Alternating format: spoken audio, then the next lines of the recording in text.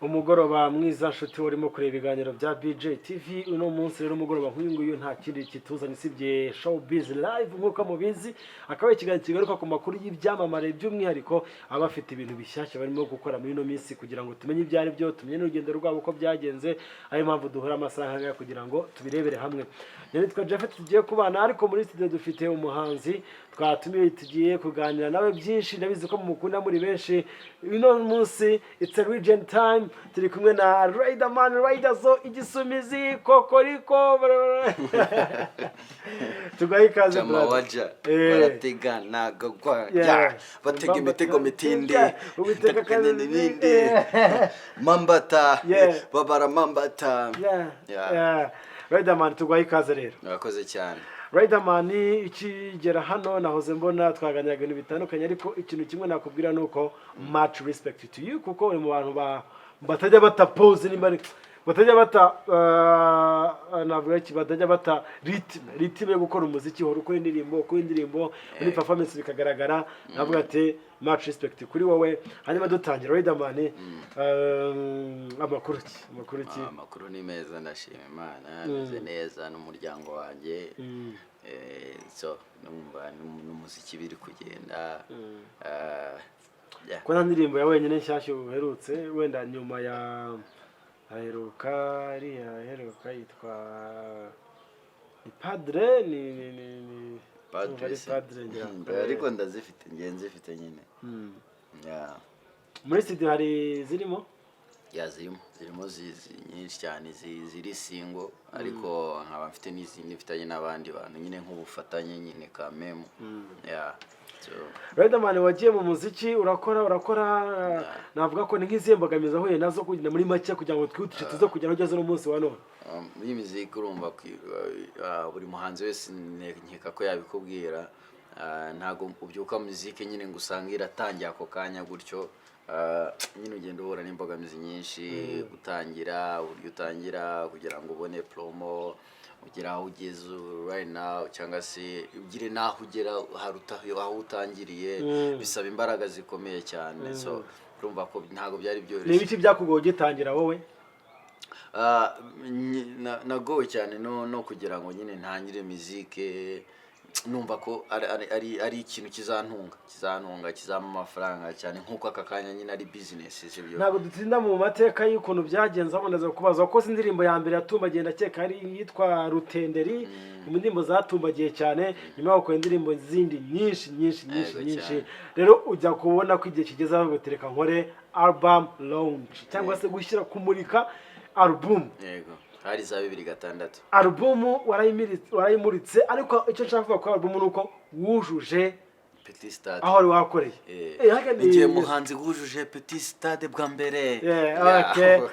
Wujuje Petit Stade bwa mbere. Byageze bite kiraje, wumvisha umeze gute kubona Petit Stade yuze? Icyo gihe hari kera abantu batarumva umuziki cyane nk'ubu ngubu, ariko stade urayuzuza. Byagenze bite wenda nk'ibintu abantu batamenye ukuntu byaragenze? Urumva Petit Stade ntago yari ntoya kugira ngo uzayuzuze. Nubu ntago yakuze, ni kwa cyane nini kwa kundi. Yenda nuko hagiye haza amasarenda yandi manini kandi nabwo yuzura. Ariko umva nagiye nko mu masambi nyine muri igitaramo cyaratangiye. Cyatangira bamwe bakajya baza gakeya, ubona rwose muri salle ubwiza. Warabitekereza ko ashaka kuza kuzura? Reka ntago nabyumva. Okay, nari mfite ukwizera uturuka ku Mana nyine, mvuga ati byanga bikunda abantu baraza. Ariko yaheze mu masambiri. Wageze nkasanga yo kuri stade nyine hageze nka saa 8 z'amanywa kuzuba rya hatari. Nje ndeba ukuntu nyine ba setting ibyuma, arumva ninjye abikurikiranaga cyane. Hanyuma saa 12 ziragera za nimugoroba, ubwo niho igitaramo cyagombaga gutangira. Saa 1 ziragera, saa 1 zageze amaze kuzamo nk'abantu ba 15 gutyo, 15 saa moya muri Petit Stade yakiraga abantu benshi cyane. Uri kubyumva mu masambiri. Noneho nibwo nagiye kubona mbona mu bantu bari kuzi binjira hinjira Duwaye twiganye. yinjiye dore twiganye ubwo mbona ari kuri telefone avuye kuri telefone mbona sare yose irakubitira uduzura hejuru noneho mbona hasigaye intebe imwe nyine yo muri VIP ubwo urumva VIP twishyuza 10,000 noneho hasigaye intebe imwe none kwa kunda banze muri make stade yari yuzuye ariko VIP hakiri harimo intebe imwe yonyine itariho umuntu ndavuga ati iki ni igihombo bya 10,000 biri gupfa ubusa noneho ndangije ubwo kwa kundi nyine uba witeguye kujya kuri stage neza bura gato kwa kundi waba ari MC nyine abari ku MC nyine avuga ati umuhanzi ugiye ni igisomeze byose kabisa boyeze ibintu bya atari fire kabisa none ngubwo man ngiye kubona gutya ninateye akajisho kuri ya ntebe mbona yicayeho umuntu mbaza ngo ninde man aricayeho Landlord Landlord w'icyo gihe Landlord kana naho yaricayeho nari murimo amezi 2 y'inzu kubyumva none urumva inzu wawe wamutumiye se reka da yari yamenye amakuru ko ndi bu performing aravuga ati ngewe ndaza we aza mu gitaramo cyanjye afite umugambi wo kugira ngo arebe neza abantu baje muri stade nimba banishyuye amafaranga kugira ngo abone uko aza kunyishyuza wa mwenda wa muri kuko nari muri amezi 2 none arangije turana performinga pe sibyo ndaperforminga yicaye we nyine urumva iyo ntebe yishyuye 10,000 nyine kandi amezi 2 nari muri 25 ngo twaratashye nyine igitaramo cyanarangiye uwo ku kwezi wishyuraga 12,500 ni 12,500 nari muri 25 nyine 12,500 ubwo ndangije twageze mu rugo mwishyiramo 10 ndavuga ati rero Kenze nzabanyagura wona ibintu byangize nabi naga abantu nyine nagiye nishyiramo ibintu byinshi bitari abaje n'abantu muri famille niki abenshi narwo abanishe rwose urwo byumva aravuga ati ntari bikabisa ati we nakunze kuri imfura rwose bona performance neza ati nanga kutambura kumva ubwo ngubwo nuko bantu batashyize muri kano kubwenge rya 10 namwishyuye niwe warizanye kuko umva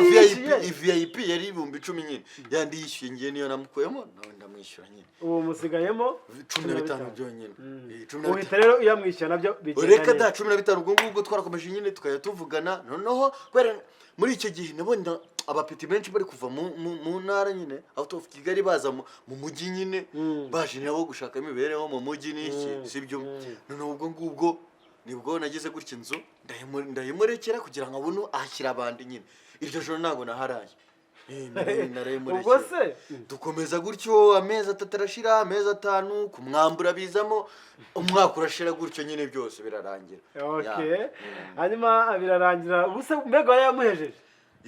nyine byageze nko mu myaka 2 niho kuburana nyine mwaraburanye twaraburanye nyine bigeraho mbona ko nibyandi wakitanga umuntu mwaraburanye uhitamo kumuheza kuko ntago nzi ngo namwohereza gute amafaranga turi kumwe n'igisumizi Riderman aka Riderzo hano live kuri BGTV ikiganiro Showbiz Live hanyuma Riderman ukoze umuziki nyuma yaho ngaho ibishoro yakabiri harongeye haruzura ubwo byatewe n'iki wongera kuzura ubwo navuga ko ni nk'Imana yabigiyemo ndetse n'abandi bahanze nari mfite benshi cyane kuko nari ntangiye kujya nkorana n'imande hirya no hino abantu bakomeye cyane hanyuma waje gushingana rap yitwa ibisumizi byarakoze n'ubu iracyari zina abantu bumva abazi umugabo gw'ingaba bikibisumizi revolutionnaire uje gushinga imizi rero washinze imizi ari kwishinga wenyine bamwe mwashinganye bagenda bashinguka umwe kugira ngo ujye guhitamo abantu mukora mu bisumizi byagendeye kuki ese mwaje gutandukana bigenze gute urumva rero kwire Kiritomo wakoze Kiritomo ugendeye Kiritomo bundi yewe nango napfaga gusinyisha umuntu mu bisumizi gutya cyenyege sebyo naragiraga nasinyishaga abantu nta muntu w'inzobe n'uyu bagombaga kuza ngo musinyishe muri wasinyishaga abantu birabura gusa abantu birabura bazi nyine bumva ikintu wakwanye na Amag the Black ngira ngo na Quincha Amag the Black we mwaje na gutandukana Amag the Black w'ikintu twapfuye Amag the Black yere wa muntu umaze kukwizamura sibyo akumva ko mugihe sinyishije umuhanzi nawe yasinyisha uwundi uyumva ko nyine twagira nyine share zingana kandi nanjye bwagera igihe wamusinyishije uri kubyumva nkajya numva none twana recording indirimbo nkumva ari kunukira mu matamatama ibintu bije ndavuga ati nta ibyo ngibyo ntako Queen Cha mwaje gupfa iki Queen Cha we man buriya Queen Cha bundi yarafite buriya safi nyine niwe wabigizemo uruhare yaravuze ati sintuza ni mubyara kandi nawe yarafite bari bafite super level mwasa nko umuntu ahanganye twabwe duzanya ati rero Riderman yanwaye mubyara wanjye ngo twazahangana ku isoko n'ibyo nyine atamutwara gutyo nyine amudukuraho gutyo tu harimo n'abandi bahanzi nimba nene basasho murasi nibuka neza ariko bose ba T Brown musaza kabisa ndagusalute kabisa T Brown yakoze wamubaza ko utayosinisha abantu biza ariko Muhizi yari inzobe ariko naye Muhizi yari inzobe kandi uvuze ko n'abanzi wasinyishaga Muhizi se we twapfuye cyo bundi wowe wagize ngo siraye yose bundi numva ko ari nk'ikintu banyenze mu maso kugira ngo nsinyishe Muhizi kubyumva Muhizi afite na sinya mbi kubi ukumva buriya Muhizi kuvuga ngo uzabone yasinya ahantu heza byari bigoranye sibyo ariko mwarakoranye aragufasha ahantu afasha se byiki ko ahubwo ngiye uzi kwinjira muri studio ukabona atangiye kujya mwamwifatisha gutya endese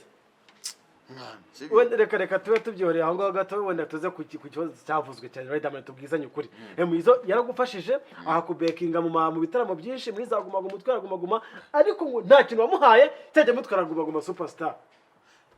none se amabyere yamweye noneho yamwereye ubuntu ariko bro uri Muhizi ukunanywa urwo ngo wari wajya ariko se wowe wagura umuntu nzoka avanga uramufashije ngo uramuhaye kandi mbese si amafaranga mana bakuvuye kumufuka si amafaranga bakuvuye kumufuka kuko sina kibavuza teda wenda nawe genda ugira uko wigenza wamwemereye ko uzamuha studio man namutegeye moto y'cyatanu uriko byo uzamuha studio icyo gihe studio se ngo yimaze iki man na production yarazi nta kuririmba ntabyo yarazi uri kubyumva n'ubwo yari kwimaze ni kwa kundi kwipfusha usamani usanga uhaye umuntu ikintu ariko nta kintu kizamugezaho ariko nta kintu wamumariye nawe nk'umuntu mwamubaza ariko bro ni gute nambwira ngo ngiye kuguha baro utari umukino ariko ari umuririmbyi yari umuririmbyi nyine yego nese ntago yazaga muri guma nyine akambeka nka nyine no se ntago namukubise platform ntabwo namaye platform ayigaragariza abantu bakamubona bakajya bambaza ngo ise bro aho ngaho kuko nta kintu umuha wakala akajamango ugazira miliyoni zinga n'umuhe n'amafaranga nibura n'ibihumbi n'ijana miliyoni 24 natwaye sibyo kenzi ko ntago namubura ibihumbi 12 mane namuhaye sibyo asacu nayo koko muri miliyoni 24 umuntu wa reka nyine nago nazifataga zose marode show yose mukazengurukana koko tukazengurukana nyine ni 12 urikubona gusa nyuma yaho naje kumuha ibindi 18 urumva ubundi muri road show ngewe namubareraga igihumbi okay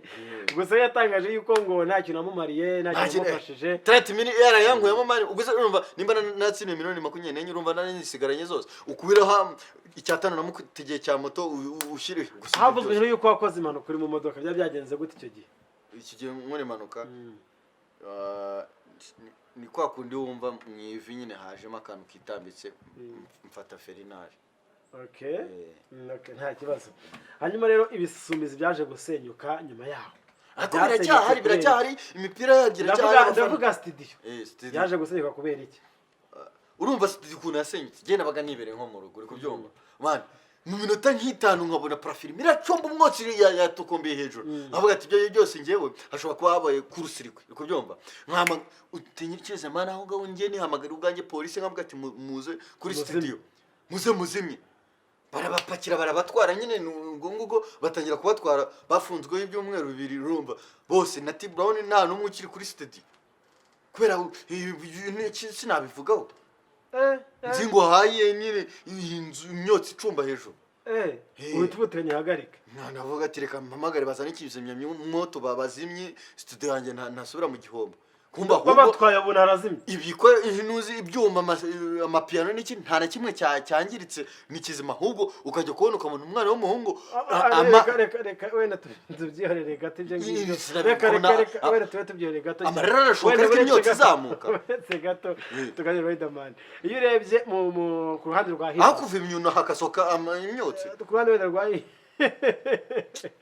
ku ruhande rwa hip hop turebe muri rusange ibintu wagiye ucamo uri mu bantu bagiye bafasha abahanzi navuga ko muri iyo platform urimo kuvuga akwanye na Queen Cha mbere indirimbo mwakoranye featuring yamamaye cyane ukora n'ibindi bitandukanye kugeza ubu ngubu niki kintu cyakugoye muri muzika ubwo cyarangoye man kwiririmbira amarofure ibintu byaranguye birangora ngeraho giving up nabireka nyine ngera niyo kubikora ni kwa kundi kwigeregeresha gake gake ako none ikindi kintu cyangoye muri kariyeri hanyuma kujya kuri codinga nariye byabaga byabanje kungora byataye kuko byansabaga iburi indirimbo imwe kugira ngo isoke nabaga maze kurya nka kane ya isoke neza numva nabaye furu. Okay. Reka natugushimire. Bari inzara naga ari ikintu mu buzima inzara naga ari ikintu kiki. Nihe mishinga wenda ufite wasangiza abakunzi bawe badukurikiye kugeza ubu ngubu? Imishinga urubango mfite imishinga myinshi. Wenda turetse tutarasoza mbere yuko tubwira imishinga dinaye ko mu muziki ufite ni ikibazo cy'amatsiko. Uramutse udakoze umuziki Riderman. Nihe projet wumva wakora business? Ikintu nakora kitari umuziki. Kandi cyatanga igisubizo ku banyarwanda cyangwa ko barimo kugikorera. Cyane urumva bisaba gutekereza byagutse nyine ukareba ikintu cyagira umumaro societe sibyo. Mwangu ngewe nashinga company nkaba CEO wayo. Company yabeshe gusubiza ikihe kibazo? Nukuvuga ngo nge nashinga company y'abasore baje kujya batega imbeba mu mazu y'abantu hose kuko namaze kubona ko akamasho nta kigenda nta kintu gamaze nubango nuba mfite abasore batega imbeba bazihiga kubyumva kandi bakoze training kuko akamasho na tuno babategesha nk'imbebe ngigafataho gasanga ngo bayiteze ngo zanukiye mu nzu reka da yo ubundi nukujye usanga bunda imbeba ari umutsigira wanga yo nugukana guke ukabareba cyangwa akaza gasanga iri kurya umwenda kacira guke gavuga ati we toka Berezamu agakuru gasanga nyine mu ntanzu kirangwamo imbere ku buryo no tubikora gutyo ugasanga twaragutse tukaguka tukajya hanze tukabikora mu mahanga usanga dusaguriye n'amasoko ibyo se mwabikora gutera kubwo munsi y'igitanda nge nakoresha training nge hari abatipe nzibi inkorokoro kubyumva mana acengera munsi y'igitanda akosambwa n'uwacenyira amajye nko kwiba ikintu ntiyanacengera wewe none byo ndi kwangwe ntano azi wakambwa ngo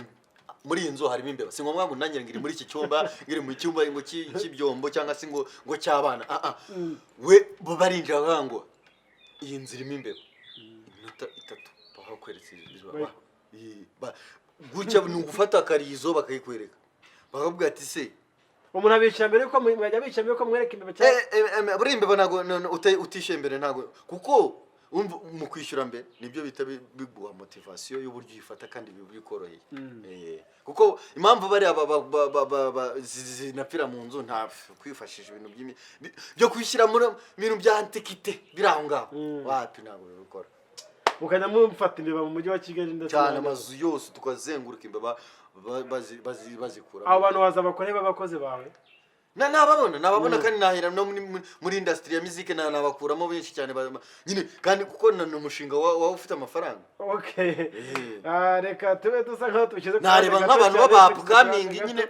wenda reka tebe gato ku ruhande rw'amafaranga abantu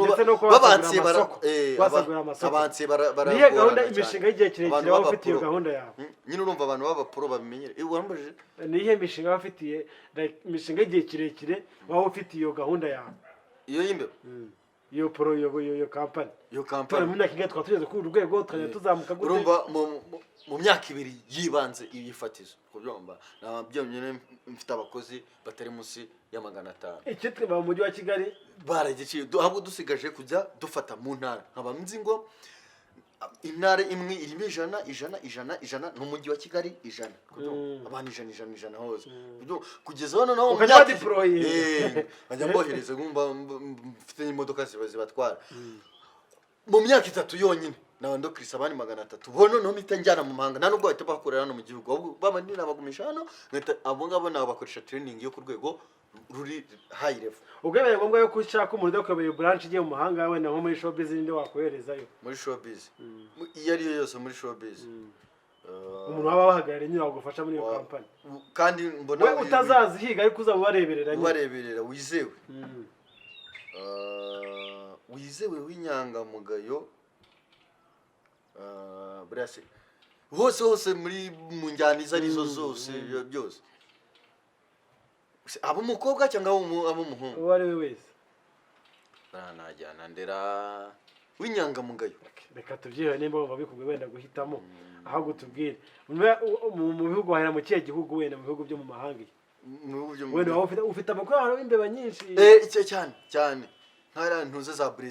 Brazil ziriyo abayimbeba nawe nyinshi imbeba zaho zinafatika ngo byoroshye zifatika byoroshye ntago zigorana nyuma